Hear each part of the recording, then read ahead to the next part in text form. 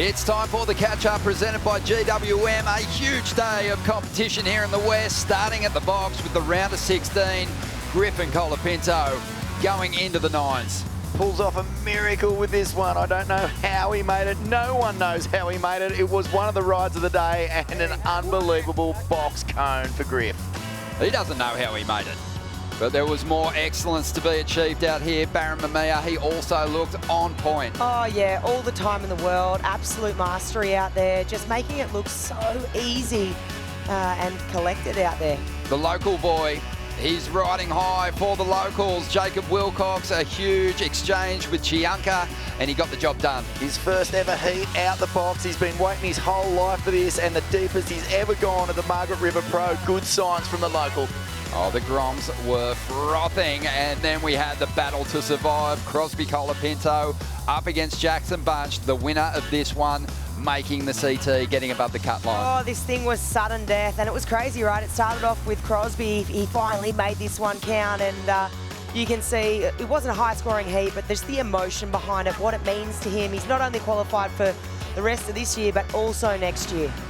And there you have it. These are the surfers that have made the cut. Only one more spot to be decided, with Kalani deVault making his charge, but it is an impressive lineup campaigning for the final five. Unbelievable lineup and well-deserved for all of these surfers. They have put together a brilliant start to the year to really make their mark and make it into the back half where things really open up with some extra world-class waves. We've had some world-class waves already, but we're going to some real juice. Yeah, desperation for some competitors to get above that cut line, Flick. Oh, for sure. I mean, you know, I can't go past Al Cleland, you know, just not even knowing before he went out for his heat that it was his biggest heat of his life, and he got the job done. He sure did, and that is going to see these surfers relegated to the Challenger Series, which will kick off in Newcastle. Surffest will begin June 3rd, and there is a heavily stacked field joining those regional qualifying series surfers. Yeah, then there's some big names in here, but I mean, if I'm thinking about big performances over the past couple of years, it's George Pitar, Sammy Pupo and Jackson Bunch. They're guys who have made real statements on the CT, and when they get back onto the Challenger Series, they're going to be real tough to beat. Oh, same, I agree. George Pitar stands out to me, Sammy Pupo, but yeah, I mean, the list of surfers there, you're thinking, wow, they just deserve to be straight back on that tour. They're good enough to do it. We know it's going to be a very tough battle. After we got to the box, there was a quick break. Then we got back to main break to finish off the round of 16 and set up our quarterfinals. And Geordie Smith, longest serving member on the CT, looked like a fresh-faced rookie. He went mad. Yeah, and just when you thought, you know, the box is just so intense, there's so much pressure, there's so much on the line, we head back to main break and Geordie drops the high-scoring wave of the day, the high-scoring heat of the event. He was on fire. Yeah, he looked brilliant. And then Kalani deVault, he's the last surfer with a chance to get above the cut line with a victory. And he had a tough draw, Al Cleland, but he looked brilliant. Oh, he looked amazing, right?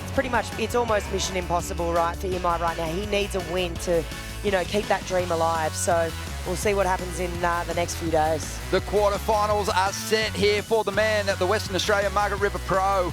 Vorno, what matchups do you like? Well, I really love quarterfinal number 3 here. The local guy, Jacob Willcox. We've expected so much from him in the past. He hasn't really been able to deliver, but a huge opportunity here against a guy who is on fire, Crosby Colapinto.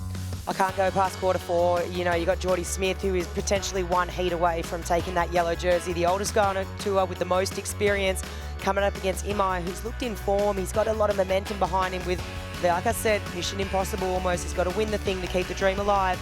So yeah, I like the stakes there, quarter 4 for me. I love them all. It's going to be a magic finals day. We know that. Another awesome GWM, the catch-up.